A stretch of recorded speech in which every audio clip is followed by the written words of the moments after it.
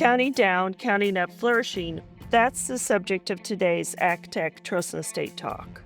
Welcome to ACTEC Trust and Estate Talk from the American College of Trust and Estate Counsel, a professional society of peer-elected trust and estate lawyers in the United States and around the globe.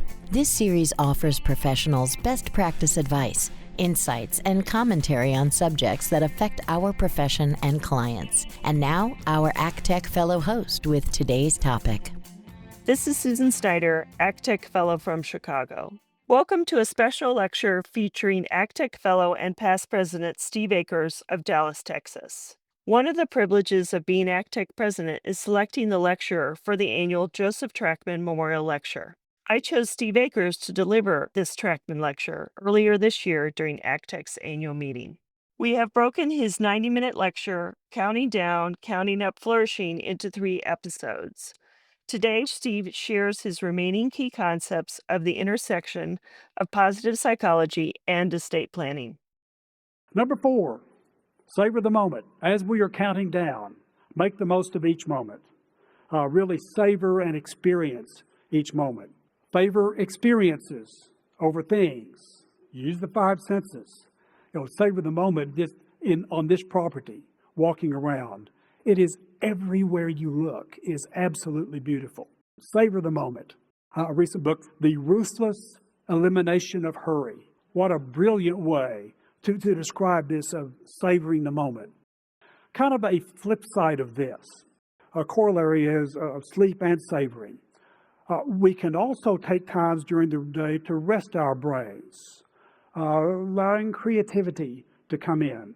The book Do Nothing by Celeste Headley suggests that we take times during the day to do nothing, opening up to creativity, savoring the moment.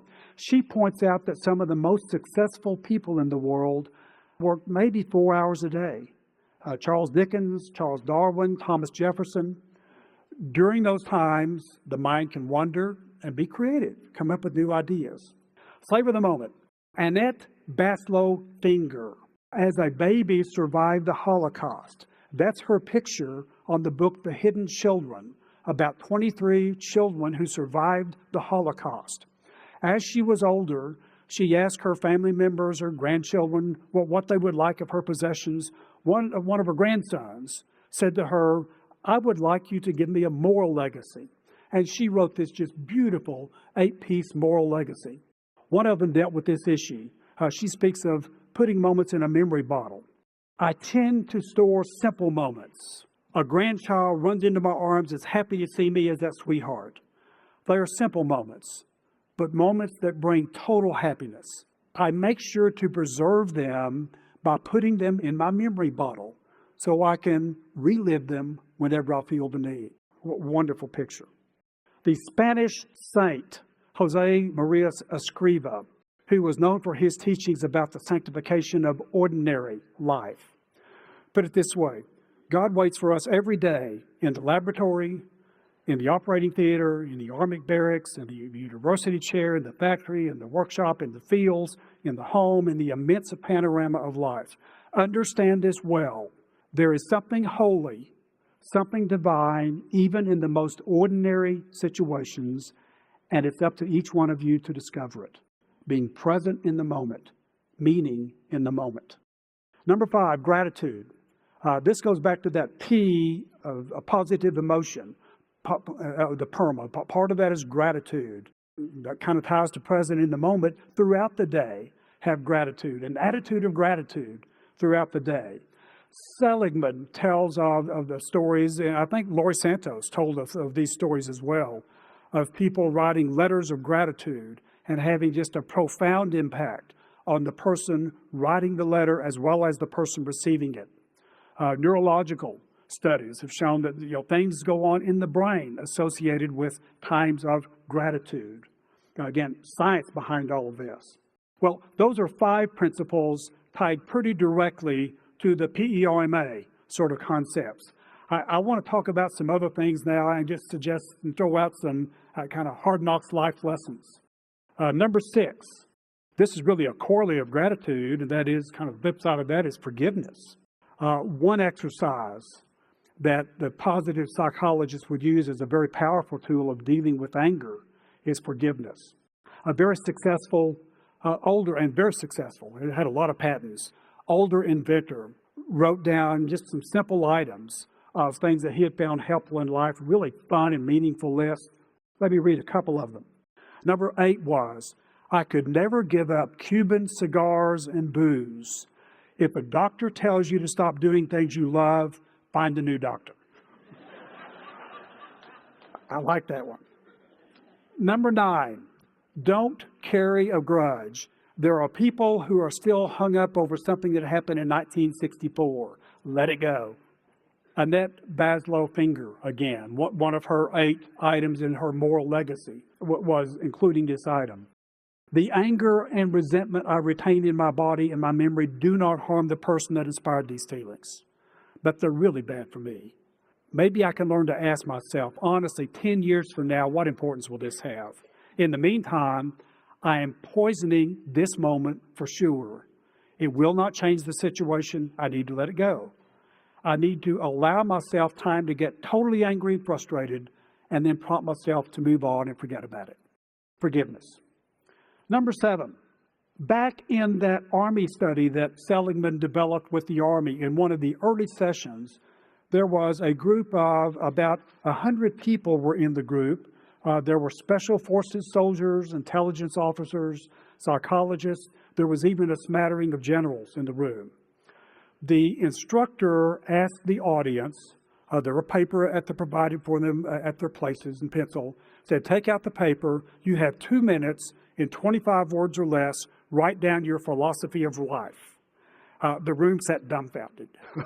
How do you write a philosophy of life in 25 words or less? Well, one person, Brigadier General Rhonda Cornum, immediately took her paper, took her pencil, started jotting very quickly. In 10 seconds, she folded the paper over, put her pencil down. At the end of 2 minutes, the instructor had to go to her first.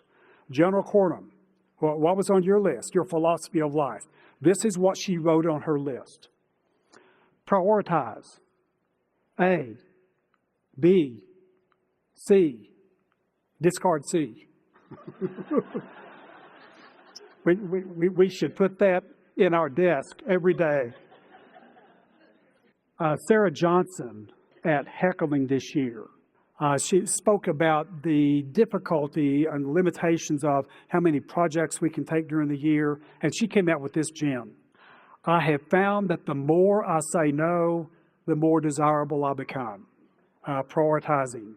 And from Mike Graham, fellow Mike Graham, it's better to feel guilty for saying no than resentful for saying yes.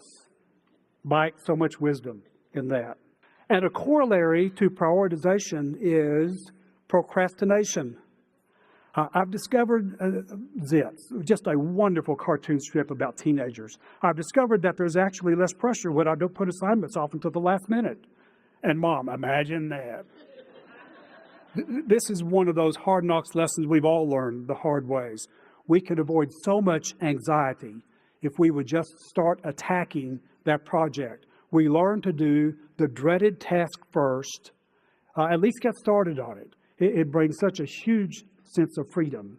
The flip side of that is it's not only putting off things we don't want to do, but putting off things we do want to do. A fortune cookie, the pearls of great wisdom come from fortune cookies. I actually got this one. It said, whatever you want to do, do it. There are only so many tomorrows. Great wisdom for us. If only I would believe that. I'm speaking to myself, believe me, when I say these things. Number 9, avoid multitasking. Studies uniformly show it is physiologically impossible for the brain to multitask. Separate parts of the brain separately are doing it, and then there's switch tasking between those parts. And that takes more energy. One study showed that multitasking has the same effect as staying up all night. We know it, we do it anyway, but avoid multitasking. Number 10, mistakes happen. Fess up, ask forgiveness, and fix it. Fess up and fix it. Again, this is one of those things, we all make mistakes. We all will make mistakes. If we leave them unaddressed, it just festers, and it creates such anxiety. Fess up and fix it. The sooner the better. And a side product of that is often respect from the person with whom you fessed up and you fixed the problem. Leading to number 11, respect. Respect from others, for self. Respect from others. We all need a support group. What's that socializing concept? We all need a support group that has respect for us. Wonderful to wake up in the morning with someone that respects you. Go to the office around colleagues that respect you.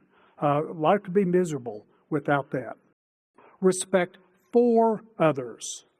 Tom Friedman, one of my most favorite writers. He is a journalist with the New York Times. Just a beautiful writer. Whether you agree with him or not, he has the clearest writing of anyone.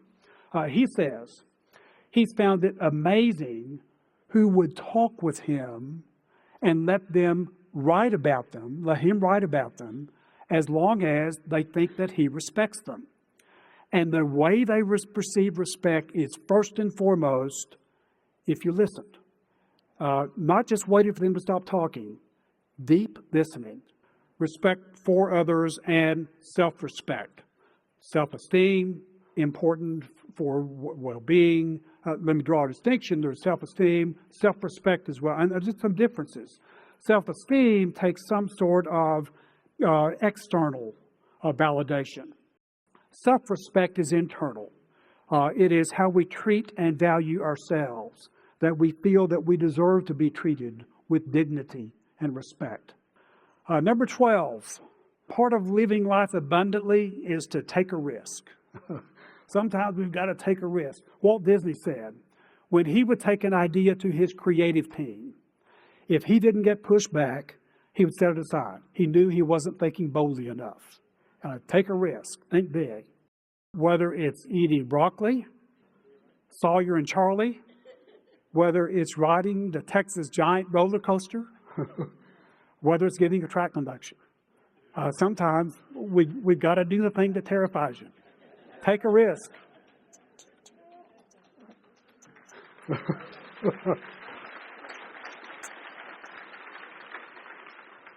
And number 13, be authentic, be yourself. Now, this is part of flourishing, that we'll talk about that concept in positive psychology. Be authentic, be yourself. We're not perfect. You're not perfect. Get over it. We all have our foibles. When we get to the point we can just be ourselves, it is so freeing. And that people can see us with the foibles that we have. That's totally fine. I know that early in our careers we need to build credibility, and with clients we need to portray a sense of having them have confidence in us. We're beyond that now. We can just be ourselves with our colleagues as well as our clients. A Southern preacher put it this way: be what you is, not what you ain't. Because if you ain't what you is, then you is what you ain't. Be what you is, not what you ain't, because if you ain't what you is, then you is what you ain't. Well, let's transition. We talked about personal flourishing. That's interesting. What does that have to do with a group of estate planners? Well, if we find that interesting for us, don't we think our clients would find it interesting for themselves and for their families? Building ways that their families can flourish as well. Building our clients' legacies.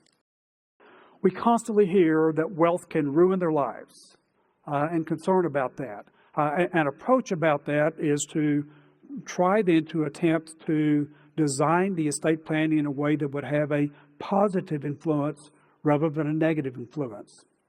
Some clients may feel even more strongly. I know we've had clients that literally, there's been $1 billion of tax savings. Still, for that client, the burning urgency is, how can I make the most for my children? How can I put things in place so that they can flourish? For those clients, we can think beyond this.